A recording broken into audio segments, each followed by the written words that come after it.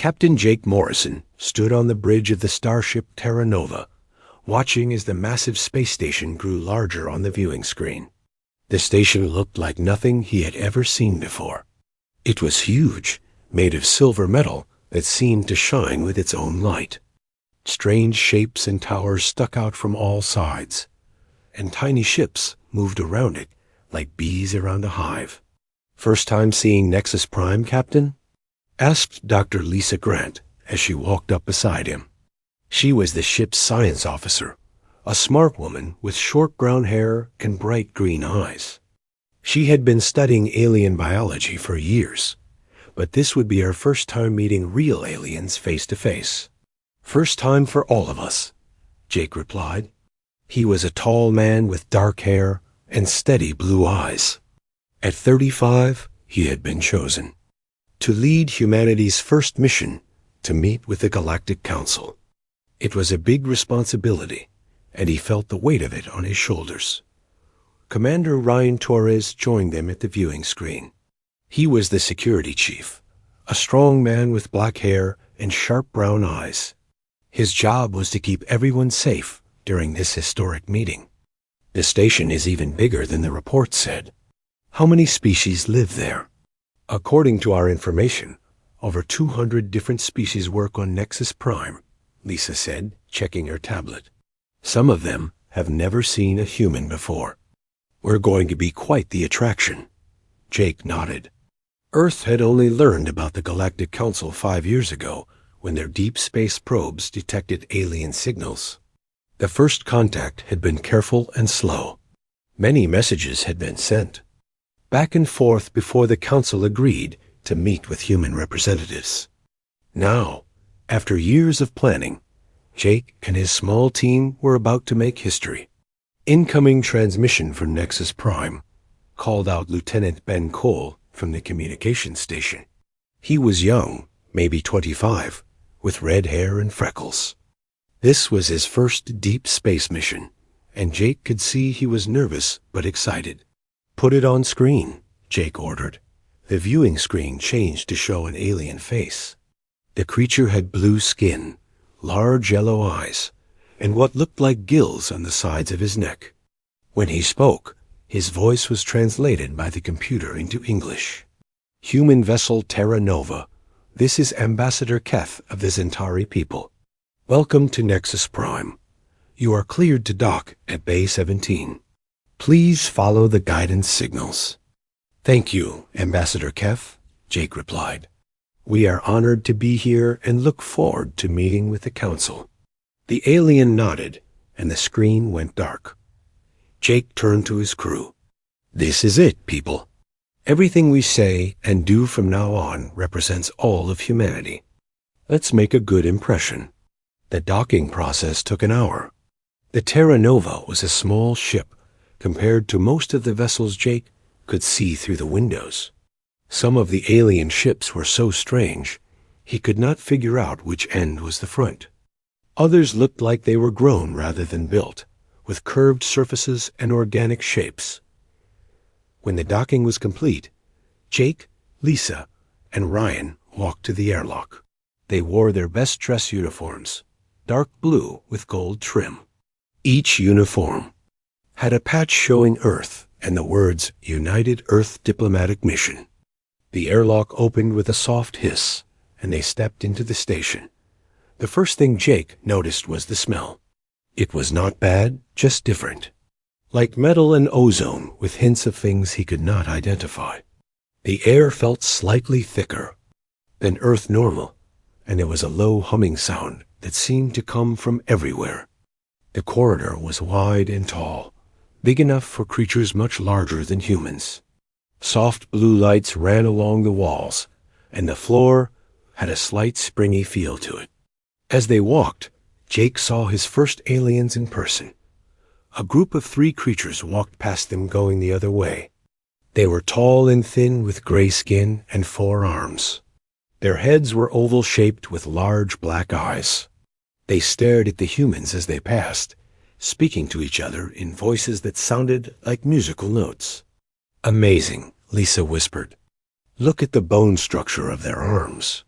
And those eyes must be adapted for low light conditions. Stay focused, Doctor, Ryan said quietly. We need to watch for any signs of trouble. They followed signs written in multiple languages, including English, toward the diplomatic section of the station.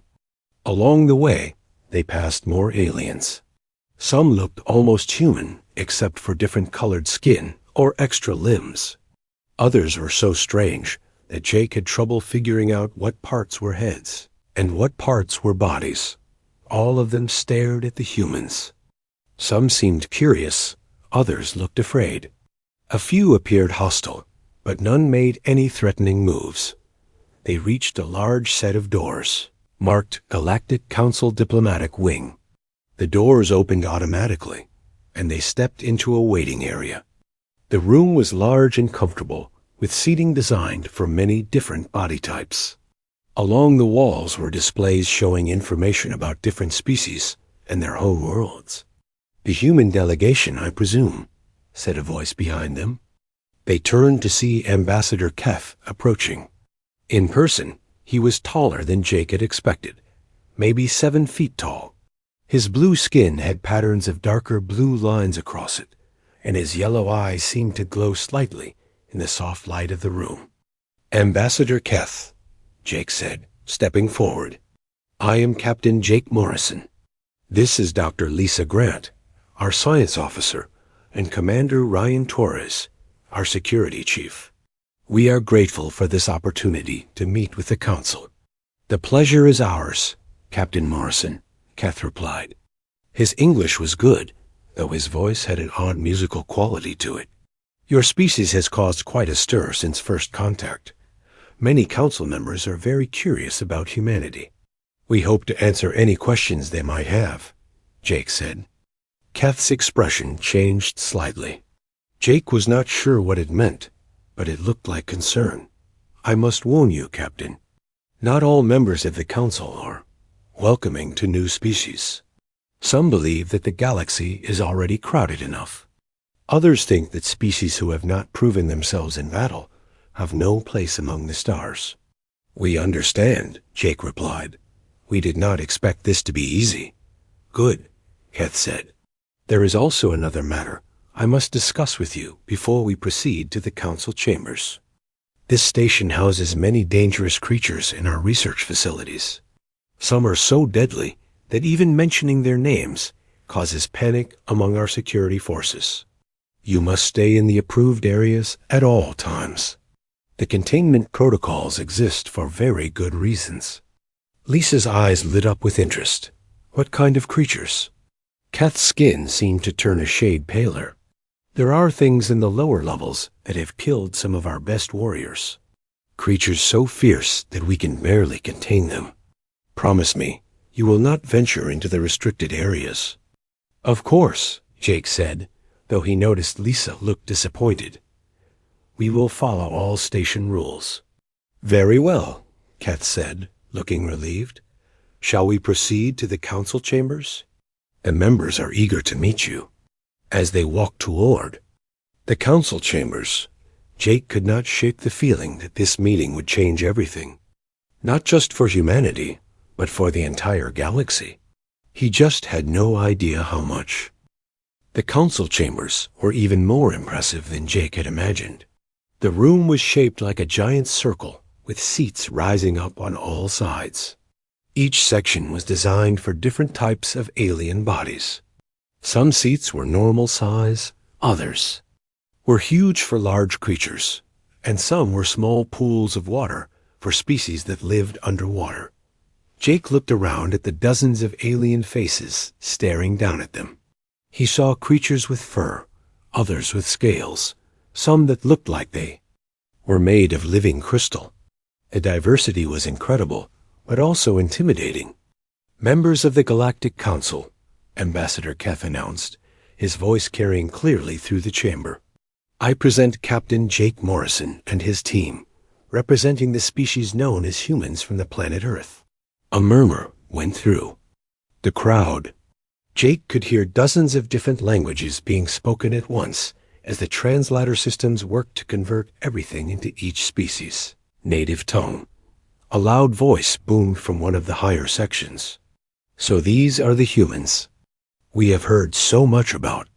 The speaker was huge, at least 10 feet tall, with thick gray skin and small red eyes. Muscles bulged under his skin, and Jake could see that his teeth were sharp like a predator's. "I am High Counselor Vex of the Thrakari. We are warriors who have earned our place in this council through strength and courage. What have humans done to deserve a seat here?" Jake stepped forward. He had prepared for this question. "High Counselor Vex, we come not claiming to be the strongest or the fiercest. We offer our knowledge, our willingness to work with others, and our desire to learn from the great civilizations represented here." Vex made a sound that might have been laughter, but it was not friendly. "Pretty words, human. But the galaxy is a dangerous place. Species that cannot defend themselves do not last long out here. We have defended ourselves when needed," Ryan said firmly. Jake gave him a slight nod. It was good for the council to know humans were not helpless. "Have you faced a Void Stalker, human?" Vex asked. "Have you battled a Crimson Reaper or stood against a Shadow Beast? These creatures roam the dark spaces between stars. They are why we have warriors." Jake noticed that many of the other aliens looked uncomfortable when Vex mentioned those names. Some actually moved back in their seats. "We have not encountered those creatures," Jake admitted, "but we are willing to learn about the dangers of space and how to handle them." "Learning and surviving are different things," Vex said, "but we shall see." The meeting continued for 2 hours. Other council members asked questions about human technology, culture, and history. Most seemed genuinely curious and friendly. A few, like Vex, seemed doubtful about humanity's place in the galaxy. Finally, Ambassador Keth stood up. "This concludes today's formal session. Captain Morrison, would you and your team like a tour of our research facilities? It might help you understand the challenges we face in space." "We would be honored," Jake replied. They left the council chambers and walked through several corridors. Lisa was fascinated by everything she saw. "The technology here is incredible," she said quietly to Jake. "Some of these materials I do not recognize at all." They entered a section marked Xenobiology Research Wing. Dr. Zara, a tall alien with purple skin and silver hair, met them at the entrance. She had 4 eyes arranged in a diamond pattern on her face, and her hands had 6 fingers each. "Welcome to our research center," Dr. Zara said. Her voice was soft and musical.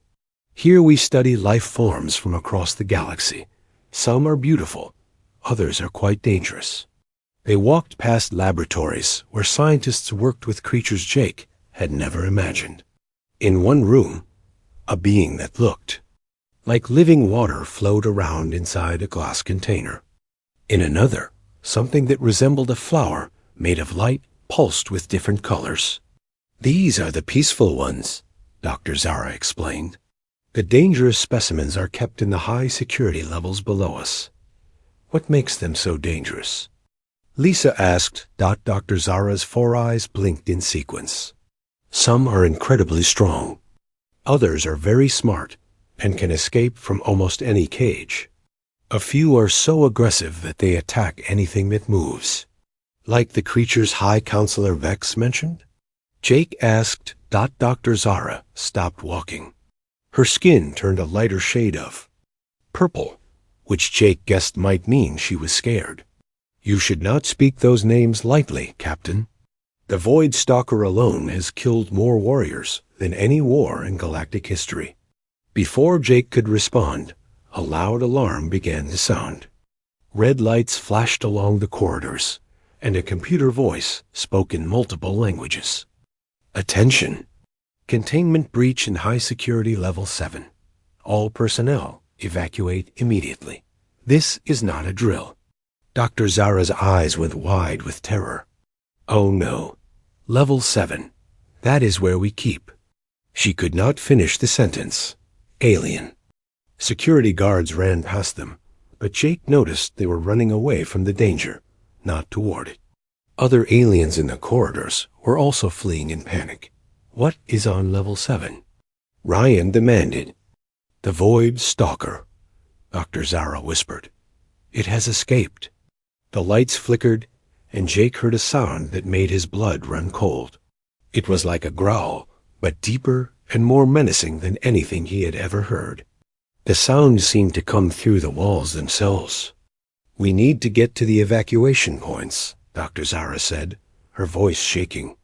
"When a Void Stalker is loose, nowhere is safe." But as they started to move, another alarm sounded. This one was different, higher pitched. "Emergency.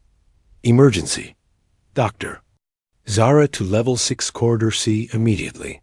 Medical emergency. All security teams maintain safe distance." Dr. Zara stopped. "That is my emergency code. Someone needs help, but they are telling security to stay back." "That means ... double quotes. The creature is there," Jake finished. "I have to go," Dr. Zara said. "Someone might be hurt. But you humans should get to safety." Jake looked at Ryan and Lisa. He could see the same thought in their eyes that was in his mind. They were humans. They did not run from danger when someone needed help. "We are coming with you," Jake said. "No," Dr. Zara said. "You do not understand. The Void Stalker is not just dangerous. It is death itself. No one survives an encounter with one. Then you should not go alone," Lisa said firmly. Dr. Zara looked at them with amazement. "You would risk your lives for someone you barely know?" "That is what humans do," Ryan said simply. They could hear the terrible growling getting louder. Whatever was down there was getting angry. Dr. Zara took a deep breath. "Very well. But stay behind me and do exactly what I say. If I tell you to run, you run. Do not try to be heroes." Jake almost smiled at that. Being heroes was exactly what they were trying to do. They moved toward the emergency lifts that would take them down to level 6. The growling sound was getting closer, and Jake could hear something else now. It sounded like metal being torn apart. "What exactly is a Void Stalker?" he asked as they rode the lift down. Dr. Zara's 4 eyes closed for a moment. "Imagine your worst nightmare, and imagine it is real. 8 feet tall, faster than you can see, and smart enough to hunt you through a maze. Its claws can cut through battle armor like paper. Its teeth can bite through solid metal, and it never gives up once it has chosen a target." The lift stopped, and the doors opened. The corridor ahead was dark, except for emergency lighting. Jake could see scratch marks on the walls where something with very sharp claws had passed by. And somewhere in that darkness, something was waiting. The corridor was darker than anything Jake had ever seen. The emergency lights cast strange shadows on the walls, and the scratch marks looked even deeper up close. Each mark was as long as his hand and cut deep into the metal wall. "Stay close," Dr. Zara whispered. Her 4 eyes moved in different directions, watching for any sign of movement. "The Void Stalker sees better in the dark than we do." They moved slowly down the corridor. Jake could hear his own heartbeat in his ears. Behind him, Lisa was scanning with a small device that beeped softly.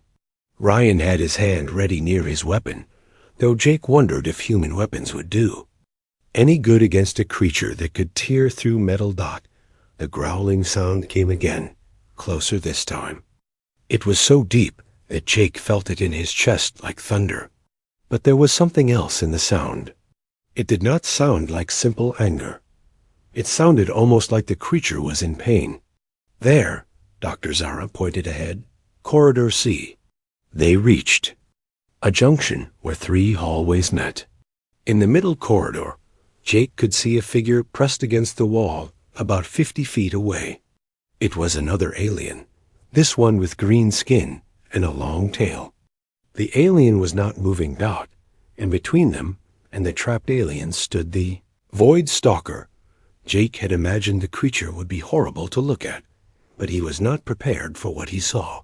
The Void Stalker was 8 feet tall, just as Dr. Zara had said.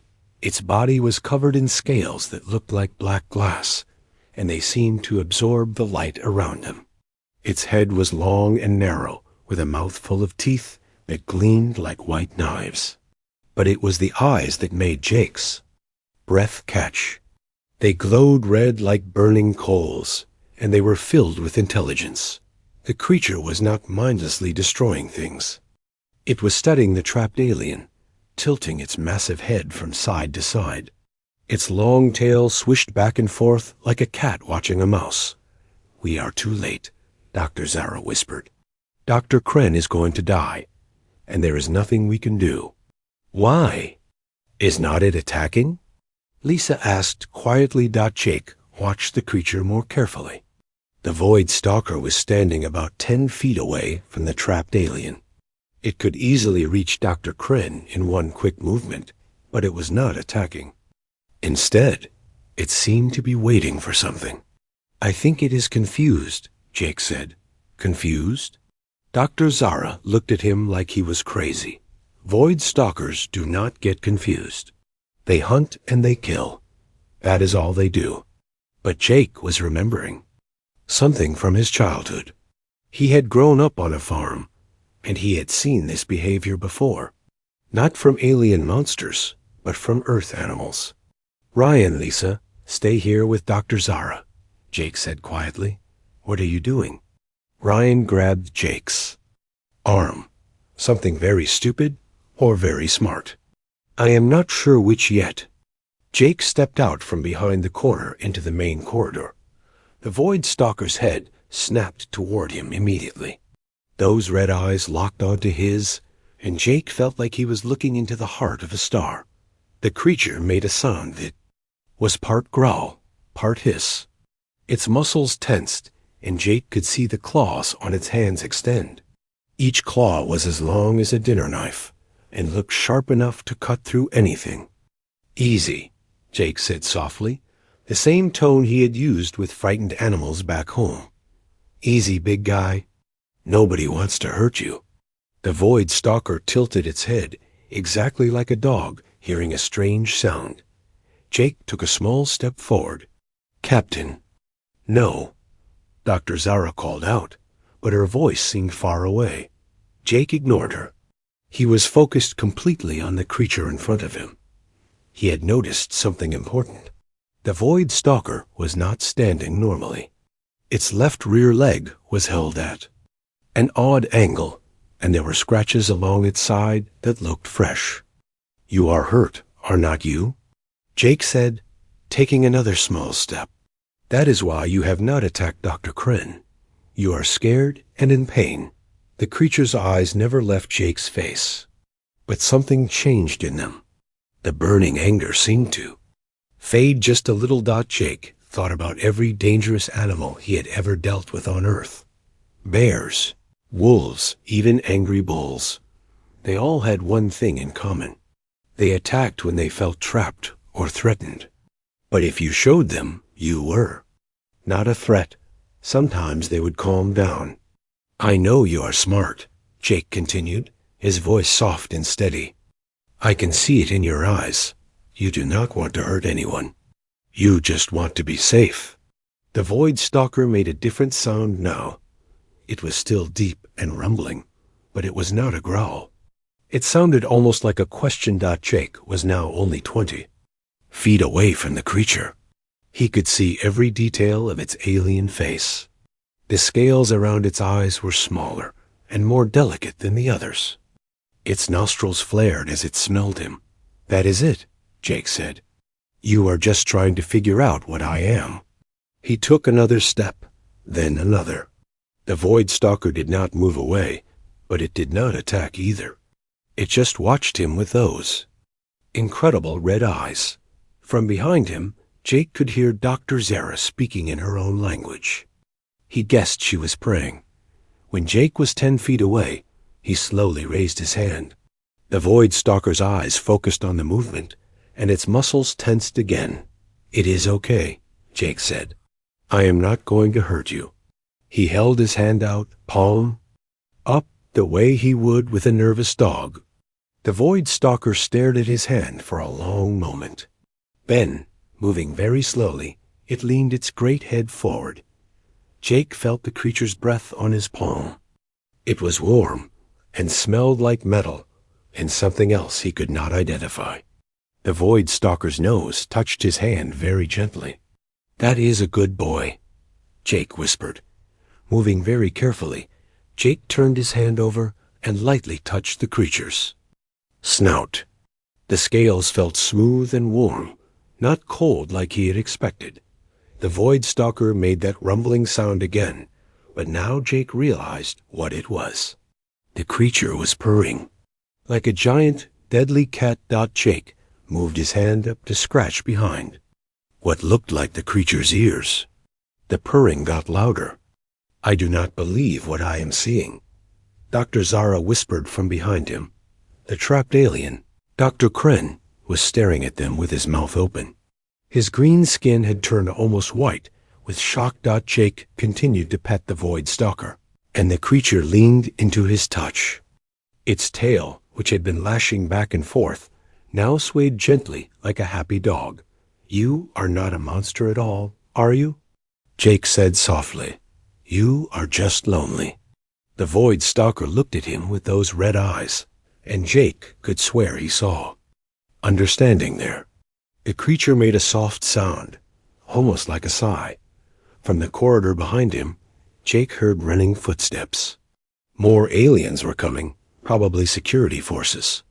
When they saw what was happening, they stopped so suddenly that some of them fell down. Jake heard Dr. Zara speaking in amazement to the other aliens. He caught a few words that the translator turned into English. "Impossible, miracle," and "the human is petting it." The Void Stalker heard the other voices and looked toward them. For a moment, Jake was afraid it would become aggressive again. But the creature just looked back at him and made that purring sound. "They are friends," Jake told the creature. "They will not hurt you either." He did not know if the Void Stalker understood his words, but it seemed to understand his tone. The creature relaxed again. Jake realized that everything had changed in the last few minutes. Not just for him, but for every alien watching. They had just seen a human do something that was supposed to be impossible. He had made friends with death itself. Within an hour, every alien on Nexus Prime had heard the news. The human had touched the Void Stalker and lived. More than that, he had made the deadly creature calm and peaceful. Videos from the security cameras spread through the stations. Communication networks like wildfire. Jake found himself back in the council chambers. But this time, the atmosphere was completely different. Where before there had been curiosity and some doubt, now there was absolute silence. Hundreds of alien eyes stared at him with expressions he could not read. High Counselor Vex was the first to speak, and his voice was much quieter than before. "Human Jake Morrison, we have seen the recordings of what happened in Level 6. We have also spoken to the witnesses who were there." Jake nodded. He was still trying to process what had happened himself. After he had calmed the Void Stalker, Dr. Zara and the medical teams had been able to treat the creature's injured leg. The Void Stalker had allowed them to work on it without any resistance, as long as Jake stayed nearby to keep petting it. "What you did," Vex continued, "should have been impossible. The Void Stalker has killed 47 of our best warriors. Over the past century, it has never shown mercy to any living being, yet it allowed you to touch it." "I think it was just scared and in pain," Jake said. "When animals are hurt, they often become aggressive because they are trying to protect themselves." "Animals?" Ambassador Keth spoke up. His blue skin had taken on a darker shade, which Jake was learning meant he was confused. "Captain Morrison, the Void Stalker is not an animal. It is an intelligent predator. Our scientists believe it may be as smart as we are. That makes it even more likely to respond to kindness," Jake replied. Smart creatures can understand when someone is trying to help them. A new voice spoke from one of the higher sections of the chamber. It belonged to a creature that looked like it was made of living crystal. When it spoke, its body flashed with different colors. I am Council Member Xeris of the Crystalline Unity. For 300 years, we have studied predator species across the galaxy. We have detailed files on over 2,000 dangerous creatures. Not once have we seen anything like what you did today. Dr. Zara stood up from her seat in the observers section. If I may speak, honored council members. They nodded for her to continue. I have worked with dangerous creatures for most of my life. I have seen warriors try to fight them, scientists try to study them, and hunters try to trap them. But I have never seen anyone simply try to be kind to them. Kindness is not a survival trait we recognize as valuable, said another council member, this one covered in thick fur with large claws. In the wild spaces of the galaxy, only the strong survive. But maybe that is the problem, Lisa said, stepping forward. Jake was surprised she was speaking, but he nodded for her to continue. On Earth, we learned that cooperation often works better than competition. Even our most dangerous predators can form bonds with humans if they are treated with respect. You speak of bonds, Vex said. Do you claim to have formed a bond with the Void Stalker? Jake thought about the creature's red eyes and the way it had leaned into his touch. I think maybe we did understand each other, yes. The chamber erupted in dozens of different languages as the council members spoke to each other in excitement or disbelief. Jake could hear the translator systems working. Over time to keep up with all the conversations, finally, Ambassador Keth called for quiet. Captain Morrison, what you have done today has implications far beyond one creature. If humans can communicate with predators that we have feared for centuries, it could change everything. What do you mean? Jake asked. Council Member Xeris flashed bright blue. There are entire star systems we cannot explore because of dangerous creatures. Trade routes we cannot use because predators attack our ships. Worlds we cannot colonize because the native life forms are too aggressive. If your people could somehow make these creatures peaceful, Vex added, it would open up possibilities we never imagined. Jake felt a weight settling on his shoulders. This was much bigger than he had expected. We would be happy to help however we can, but I do not know if what happened today can be repeated. Every creature is different.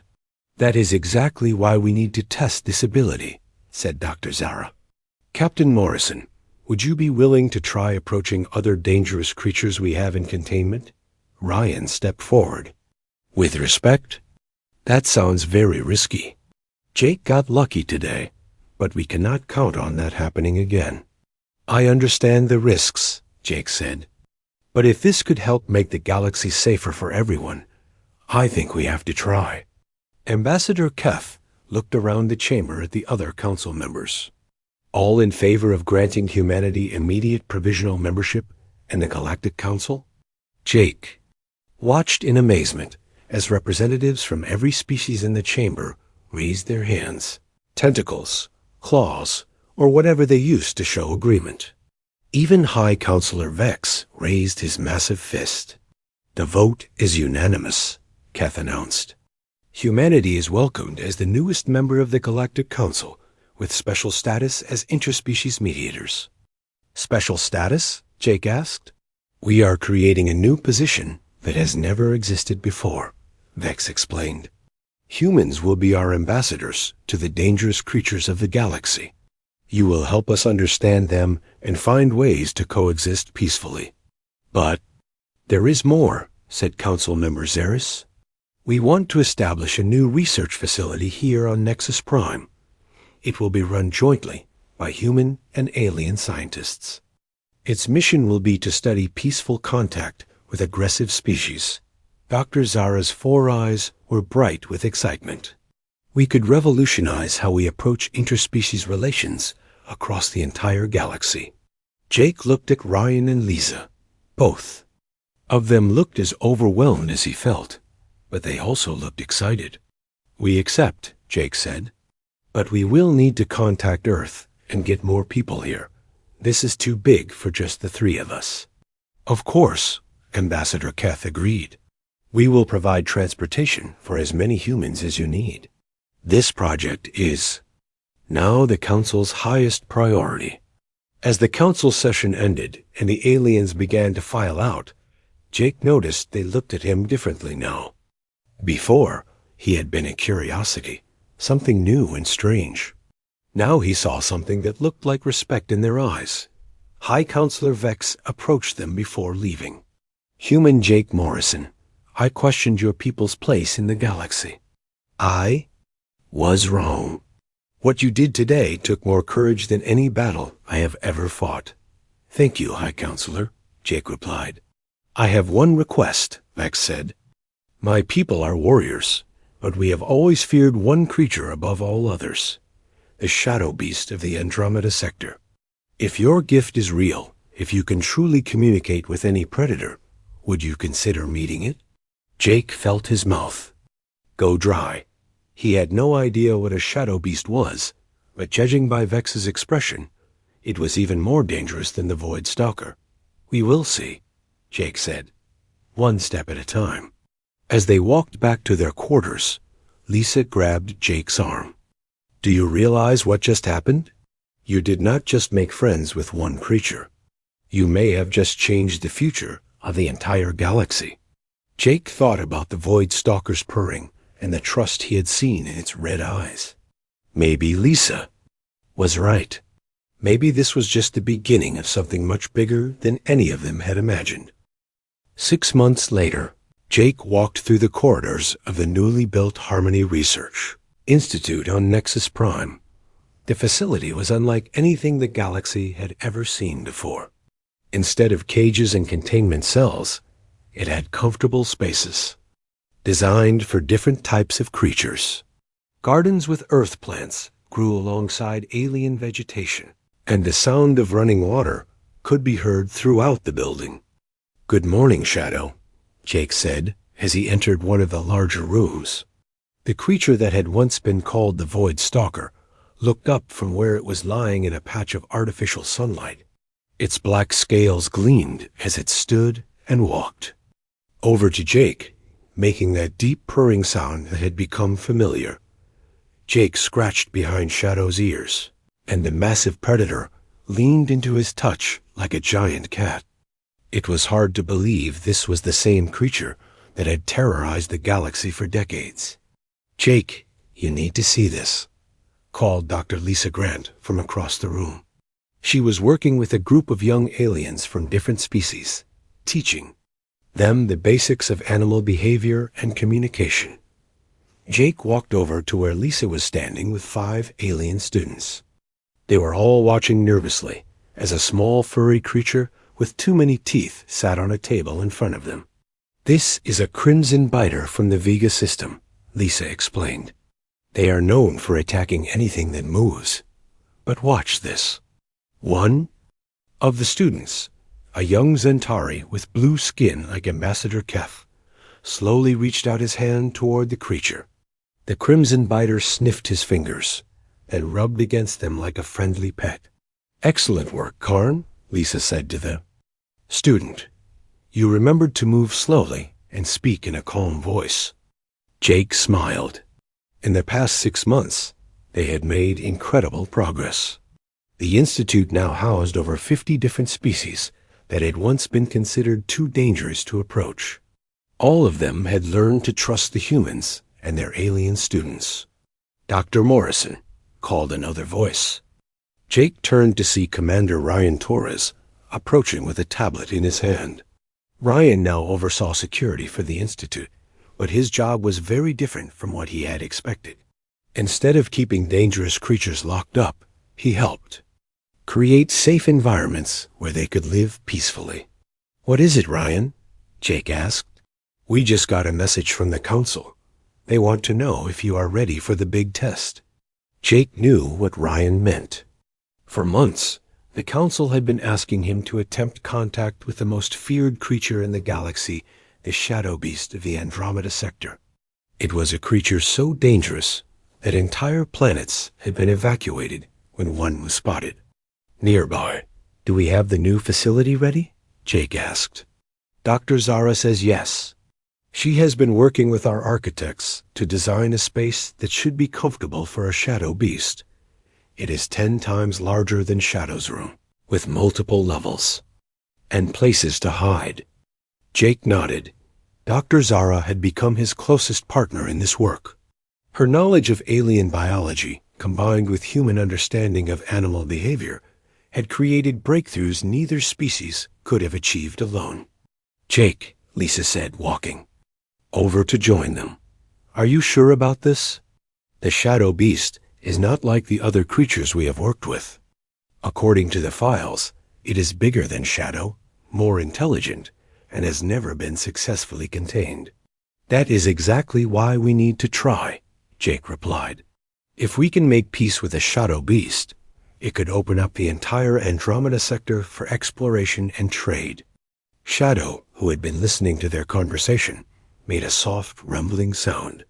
Jake looked down at the massive creature and was surprised to see what looked like concern in those red eyes. "You are worried about me, are not you, big guy?" Jake sighed, scratching Shadow's chin. The Void Stalker pressed its head against Jake's chest, and Jake could feel the creature's strong heartbeat. "That is interesting," said a new voice. Ambassador Keth entered the room with High Counselor Vex behind him. Over the months, both aliens had become regular visitors to the Institute. "What is interesting?" Jake asked. "Shadow's behavior," Vex explained. "Our scientists have been studying the recordings of your interactions. They believe Shadow sees you as part of its pack. It is trying to protect you." Jake looked down at Shadow with new understanding. "You do not want me to face another dangerous creature, do you?" he asked softly. Shadow made a low whining sound that Jake had never heard before. It was the sound of a worried friend. "This changes things," Dr. Zara said, appearing from one of the side rooms.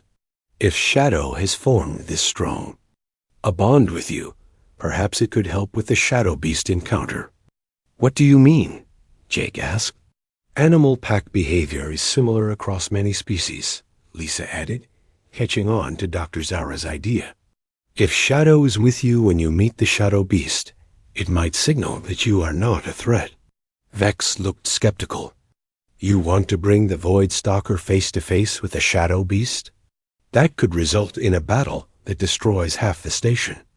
"Or," Jake said thoughtfully, "it could be exactly what we need to show the Shadow Beast that we come in peace." Over the next week, they prepared carefully. The new containment facility was checked and double-checked. Emergency protocols were put in place. The entire station was put on alert. On the day of the encounter, Jake stood in the center of the large chamber with Shadow beside him.